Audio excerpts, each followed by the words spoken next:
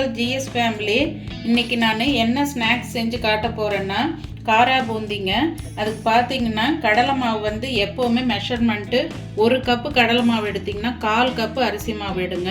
இப்போ நான் 2 கப்பு எடுத்துருக்குறேன். அதுக்கு அரிசி மாவு எடுத்துருக்குறேங்க. அதுக்கு அடுத்து பார்த்திங்கன்னா அதுக்கு கடைசியாக வறுத்து போட நிலக்கடலை, முந்திரி இதெல்லாம் உங்கள் ஆப்ஷனலுங்க, போடுறதுன்னா உங்கள் விருப்பம். அதுக்கடுத்து பார்த்திங்கன்னா பூண்டு வந்து லாஸ்ட்டாக இடித்து எண்ணெயில் வறுத்துக்கோங்க. ரொம்ப பொரிக்கக்கூடாது, அப்புறம் பூண்டு ஸ்மெல் தான் ஹெவியாக இருக்கும். இது கடலைன்றதுனால கொஞ்சம் கடலை மாவுன்றதுனால வாயு தன்மை இருக்கும், டேஸ்ட்டும் நல்லாயிருக்கும் பூண்டு வறுத்து போடும்போது. கருவேப்பிலையும் லாஸ்ட்டில் ஃப்ரை பண்ணிக்கலாம், இந்த பொட்டுக்கடலை.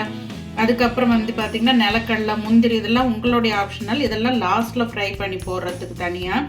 அதுக்கப்புறம் கலருக்கு வந்து நான் மஞ்சத்தூள் யூஸ் பண்ணுறேங்க, மிளகாய்த்தூள், வெறும் மிளகாய்த்தூள். அதுக்கப்புறம் கொஞ்சோண்டு வந்து நம்ம ஃபுட்டுக்கு யூஸ் பண்ணுற சோடா மாவுங்க. உங்களுக்கு விருப்பம் இருந்தால் போட்டுக்கோங்க. நான் ரொம்ப அளவு கம்மியாக தான் எடுத்திருக்கேன், இதில் பாதி தான் போட போகிறேன். அதுக்கப்புறம் சால்ட்டு, பெருங்காயத்தூளுங்க. மாவு வந்து இந்த மாதிரி விஸ்கு வச்சு நீங்கள் கிளறிக்கோங்க கிளறும்போது. அப்போ கொஞ்சம் பெருசாக இருந்தாலும் அந்த மாதிரி யூஸ் பண்ணிக்கோங்க. அதுக்கப்புறம் பார்த்திங்கன்னா கரண்டி இந்த மாதிரி இருக்கணுங்க. ஹோல்ஸ் பாருங்கள் எவ்வளோ பெருசாக இருக்குன்ட்டு. இது மாவு விழும்போது அந்த கேப்பில் விழும்போது இதை விட அளவு கொஞ்சம் சிறுசாயிக்கும் மாவாக விழும்போது. ரெண்டாவது 2 கரண்டியை வச்சிட்டிங்கன்னா நீங்கள் ஒன்றுலையே மறுபடியும் தேய்க்கும் போது அந்த கீழே சூடுபட்டு அந்த மாவு வந்து பார்த்திங்கன்னா மேலே அப்படியே காஞ்ச மாதிரி ஆகிடும். உங்களுக்கு பபுள்ஸ் அந்த உருண்டைங்க வந்து முழுசாக வராதுங்க, ஒரு மாதிரி கெட்டித்தன்மையாக மொத்தமாக விட ஆரம்பிச்சிடும். அதனால் ஒரு கரண்டி யூஸ் பண்ணிவிட்டு வாஷ் பண்ணி தொடச்சிட்டு இன்னொரு கரண்டி யூஸ் பண்ணிக்கோங்க. அப்படி இல்லைன்னா ஒரு கரண்டி தான் இருக்குன்னா ஒருத்தர் ஹெல்ப் வச்சுட்டு நீங்கள் நிறைய போடும்போது இந்த மாதிரி மெத்தட் ஃபாலோ பண்ணிக்கோங்க. இந்த பூண்டை வந்து இடிச்சிட்டு தோலோடு இடிச்சிட்டு நம்ம ஃப்ரை பண்ணி போட்டுக்கலாங்க. எண்ணெய் வந்து பூண்டு வறுக்கும்போது மட்டும் எண்ணெய் அளவாக வச்சு வறுத்துக்கோங்க. அப்புறம் அந்த எண்ணெயில் எதுவுமே நம்ம செய்ய முடியாது, மற்றதெல்லாம் அப்படியே பொரிச்சுக்கலாம்.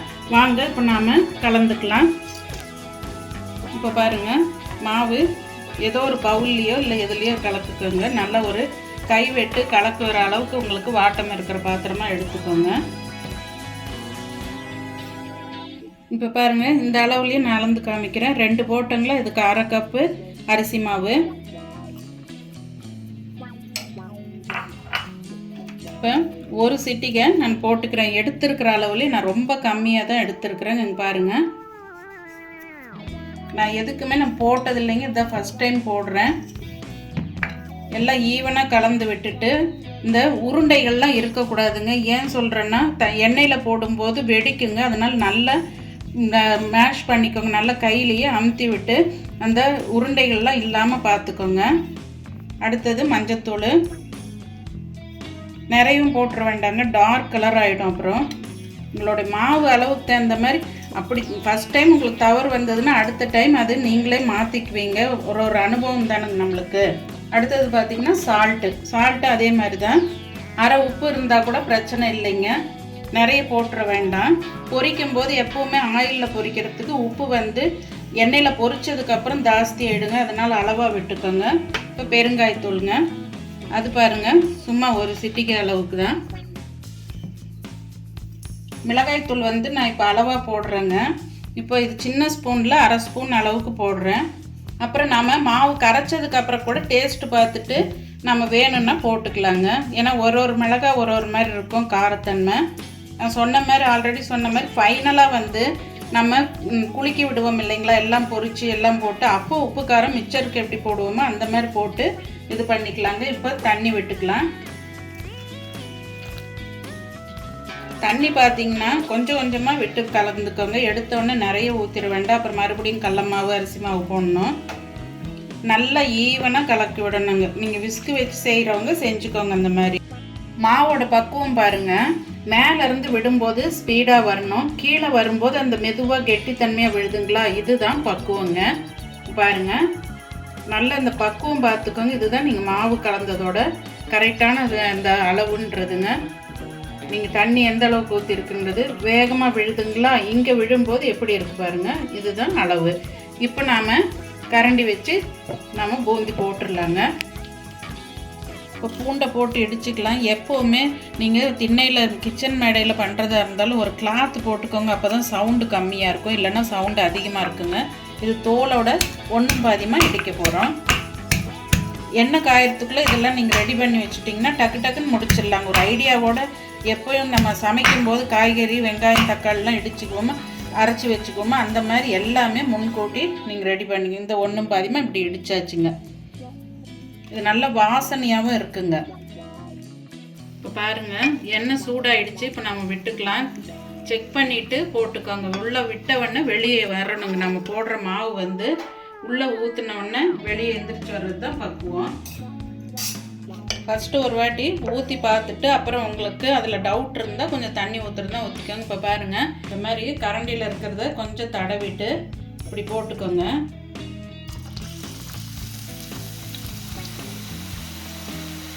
நீங்கள் லைட்டாக தட்டி விட்டால் போதுங்க.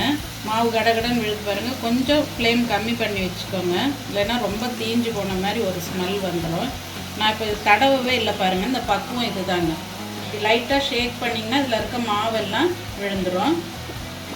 உங்களுக்கு போதும்னா இதில் இருக்க மாவு பாத்திரத்துலேயே வழித்து வச்சுட்டு நல்லா தடவி வச்சுட்டு நீங்கள் கரண்டியை கழுவிட்டு ஒரு காஞ்ச துணியில் தொடச்சிட்டிங்கன்னா அடுத்த ஈடுக்கு கரெக்டாக இருக்குங்க.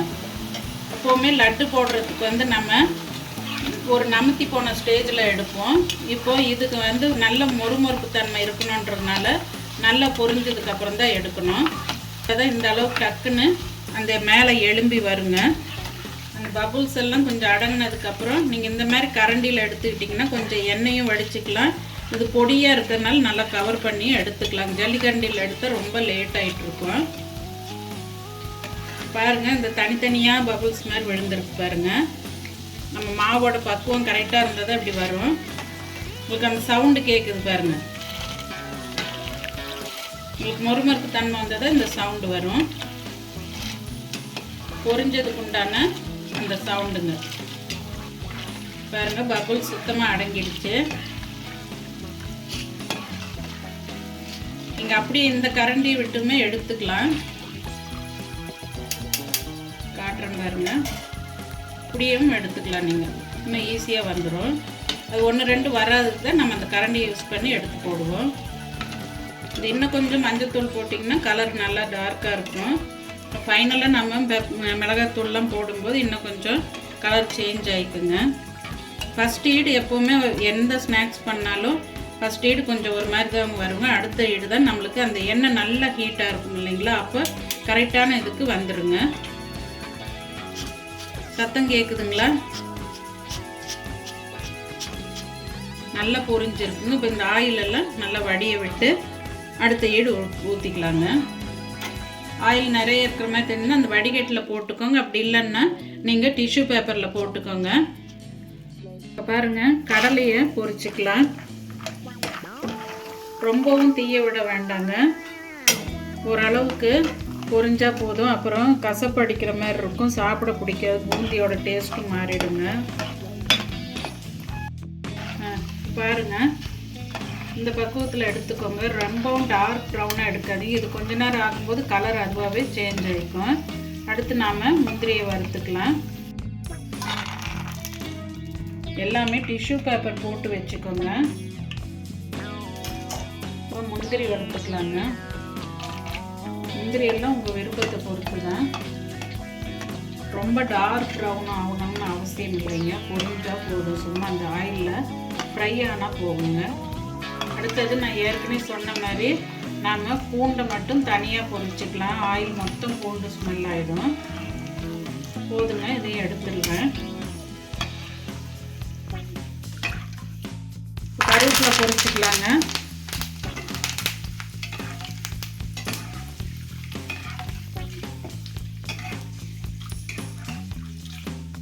ஆயில் நல்லா ஹீட்டாக இருக்கும்போது கருவேப்பிலை போட்டவொன்னே அந்த சத்தம் அடங்கிச்சுன்னா கொஞ்ச நேரத்தில் நம்மளுக்கு அந்த நல்ல நொறுங்குற பக்குவத்துக்கு வந்துடுங்க. ஆயிலில் இருக்கும்போது உங்களுக்கு தெரியாது. இந்த சலசலப்பு சவுண்டு கேட்குது பாருங்க. இது வந்து இன்னும் கிறிஸ்பி ஆகிடுங்க. வெளியில் தட்டில் எடுத்து வைத்திங்கன்னா நல்லா முறுமுறுப்பாகிடும். சாப்பிடும்போது நல்லா கிறிஸ்பியாக இருக்குங்க. நல்லா இருக்கும் கருவேப்பிலையோடு சாப்பிடும்போது. இன்னும் பொடி இலைகள் கிடைச்சா போட்டுக்கோங்க, நல்லாயிருக்கும். பூண்டு போட்டுக்கலாங்க. ரொம்ப ப்ரௌன் கலர் ஆகிற மாதிரி ஃப்ரை பண்ண வேண்டாம்.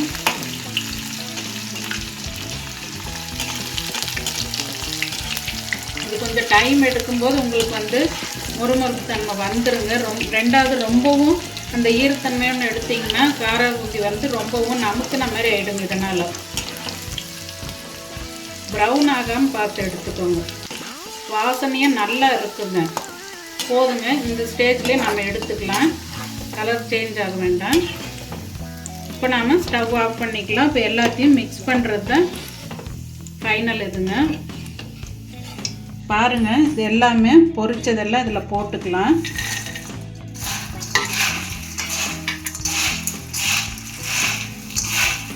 கடலை வந்து நீங்கள் நிலக்கடலை ஹைப்ரிட் வாங்காதீங்க. என்கிட்ட இதுதான் இருந்தது.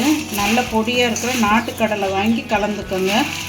அது நல்லா சாப்பிட்றதுக்கு சின்ன சின்னதாக நல்லாயிருக்கும். இது எனக்கு ரொம்ப பெருசாக இருக்குதுங்க. இப்போ இதில் உப்பு காரம் இதெல்லாம் சரி பார்த்துட்டு உங்களுக்கு உப்பு காரம் பத்தலைன்னா இதில் போட்டுக்கோங்க. கொஞ்சம் போல் போட்டுக்கிட்டிங்கன்னா எல்லாம் ஈவனாக மிக்ஸ் ஆகிக்குங்க.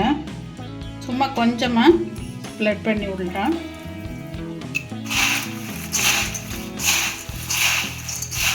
பாருங்கள், எவ்வளோ பார்க்கவே நல்லா எல்லாம் கலந்து கலர்ஃபுல்லாக எப்படி இருக்குது பாருங்கள். சவுண்டும் பாருங்கள், நல்லா பொரிஞ்சு வந்த அந்த சத்தம் கேட்குதுங்களா. தண்ணியாக போயிடுச்சுன்னா உங்களுக்கு ஃப்ளாட்டாக வந்துடுங்க. ரொம்ப ஒரு மட்டமாக வந்துடும், உருண்டையாக வராது. அதே மாதிரி எல்லாம் ஒன்றுக்கு ஒன்று ஒட்ட ஆரம்பிச்சிடும். அதனால் கெட்டியாகவே முடிஞ்ச அளவுக்கு ஊற்றிக்கோங்க. அப்படி ரொம்ப வரலன்னா அதுக்கப்புறம் நீங்கள் தண்ணி கலந்துக்கோங்க. இவ்வளோதாங்க, இந்த இது ரெடி ஆகிடுச்சுங்க. ஸ்நாக்ஸு குழந்தைங்களுக்கு ஏர் கண்டெய்னர் பாக்ஸில் போட்டு வச்சு இல்லை சம்பூடம் இந்த மாதிரி இதில் போட்டு ஸ்கூல் விட்டு வந்தோன்னே கொடுங்க. லீவில் இருக்கிற குழந்தைங்களுக்கு இந்த மாதிரி செஞ்சு கொடுங்க. நான் சொன்ன மெஷர்மெண்ட்டில் செய்யுங்க. 1க்கு 1/4. அதே மாதிரி 2 கப்பு போட்டிங்கன்னா 1/2 கப்பு போட்டுக்கோங்க அரிசி மாவு. சோடா உப்பு விருப்பம் இருக்கிறவங்க போட்டுக்கோங்க. பாருங்கள் ஃப்ரெண்ட்ஸ், நல்லா ரெடி ஆகிடுச்சு கிறிஸ்பியான காரா பூந்தி. நீங்களும் இதே மாதிரி ட்ரை பண்ணி பண்ணுங்கள். பூண்டு ரொம்பவும் ஈரத்தன்மையோடு இருக்கக்கூடாது. மொத்த காரா பூந்தி நமுத்தி போயிடும். நான் சொன்ன மெஷர்மெண்ட்டில் ட்ரை பண்ணி பாருங்கள். டிஃப்ரெண்ட்டான ஸ்நாக்ஸோடு அடுத்த வீடியோவில் நான் உங்களை மீட் பண்ணுறேங்க. சப்ஸ்கிரைப் பண்ணாதவங்க பண்ணிக்கோங்க, ஷேர் பண்ணுங்கள், லைக் பண்ணுங்கள். என்னுடைய வீடியோஸ்லாம் ஸ்நாக்ஸ் எல்லாம் பிடிச்சிருக்கான்றது சொல்லுங்கள். ஓகே ஃப்ரெண்ட்ஸ், அடுத்த வீடியோவில் பார்ப்போம். பாய்.